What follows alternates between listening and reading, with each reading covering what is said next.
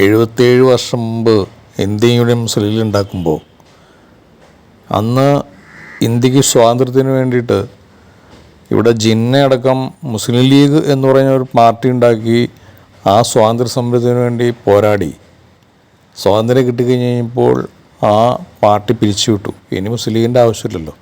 കുറേ പേരൊക്കെ പാകിസ്ഥാനിലേക്ക് പോയി.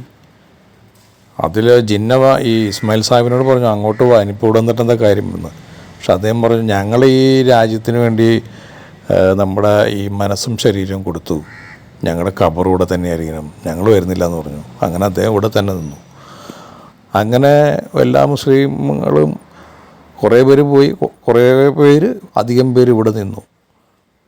പിന്നെ മുസ്ലിം നേതാക്കൾ കൂടി ആലോചിച്ച് ഇനിയിപ്പോൾ മുസ്ലിം ലീഗ് വേണ്ടല്ലോ, ഇനിയിപ്പോൾ നമുക്ക് കോൺഗ്രസ് ഉണ്ട്, അവരെല്ലാം ചെയ്തു തരും മുസ്ലിങ്ങൾക്ക്, പിന്നെ ഇനി എന്തിനാ മുസ്ലിം ലീഗ് എന്നുള്ള ഒരു ചിന്തയിൽ കൂടിയാണ് അവർ ജീവിതം മുന്നോട്ട് നയിക്കുന്നത്. പക്ഷേ ഇസ്മായിൽ സാഹിബിന് ഒരാശങ്ക ഉണ്ടായിരുന്നു. കാരണം ഈ ഭരണം എന്നും ഉണ്ടാവില്ലല്ലോ, ഈ കാലഘട്ടമൊക്കെ നീങ്ങും. പിന്നെ മുസ്ലിം സമുദായത്തിന് എന്തെങ്കിലും അവരെ കാര്യം പറയാൻ ആരുണ്ട്? ഒരു സംഘടന വേണ്ടേ, ഒരു രാഷ്ട്രീയ പാർട്ടി വേണ്ടെന്നുള്ളൊരു ചിന്ത അദ്ദേഹത്തിൽ ഉരുത്തിരിഞ്ഞുകൊണ്ടിരുന്നു. അങ്ങനെ പല ആളുകളോട് സംസാരിച്ചപ്പോൾ അവരൊക്കെ പറഞ്ഞു, വേണ്ട, ഇനിയിപ്പോൾ എന്തിനൊരു പാർട്ടി, അതിൻ്റെ ആവശ്യമില്ലല്ലോ. അപ്പം ഇവിടെ നെഹ്റുവും ഗാന്ധിജിയൊക്കെ നമുക്കുണ്ടല്ലോ കൂടെ, എല്ലാവരും നമുക്ക് കൂടെ നിൽക്കുന്ന ആളുകളാണ്, പിന്നെ എന്തിനൊരു പാർട്ടി. പക്ഷെ അദ്ദേഹം പറഞ്ഞു, നമുക്കൊരു പാർട്ടി വേണം. അങ്ങനെ പുള്ളി ആലോചിച്ച് പല ചർച്ചകളും നടത്തിയിട്ടാണ് മദ്രാസിൽ വെച്ച് ഇതുപോലെ ഒരു പാർട്ടി മാർച്ച് 10-നാണ് 77 വർഷം മുമ്പ് ഇവിടെ ഈ മുസ്ലിം ലീഗ് ഉണ്ടായത്.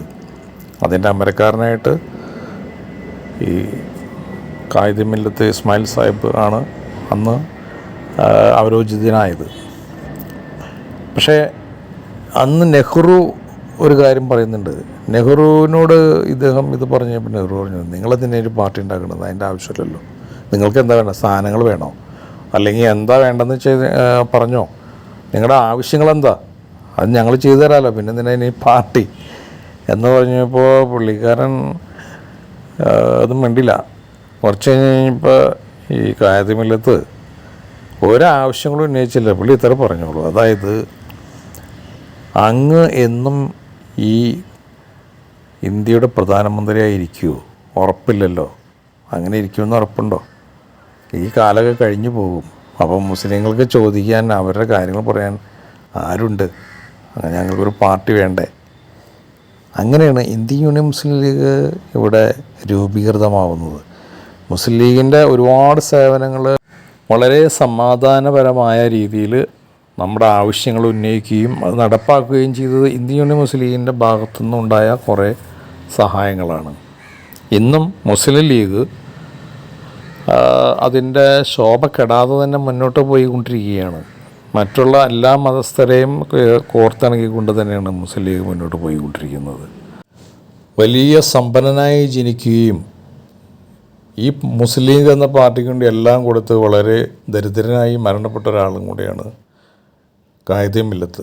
ഭൗതികമായിട്ടുള്ള ഒരു കാര്യത്തിനും അദ്ദേഹത്തിന് താല്പര്യം ഉണ്ടായിരുന്നില്ല.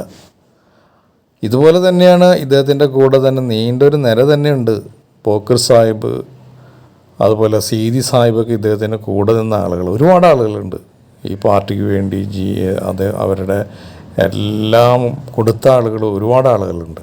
അവരെല്ലാം സ്മരിച്ചുകൊണ്ട് നമ്മുടെ ഈ മുസ്ലിം ലീഗ് എന്ന പ്രസ്ഥാനം ഇനിയും നല്ല ഒരു ഉണർവോടെ, നല്ല ശക്തിയോടെ, നല്ല ആർജവത്തോടു കൂടി എല്ലാവരും ഒരുമിച്ച് നിർത്തിക്കൊണ്ട് സമാധാനത്തോടെയും സന്തോഷത്തോടു കൂടി മുന്നേറണമെന്ന് ആശംസിച്ചു.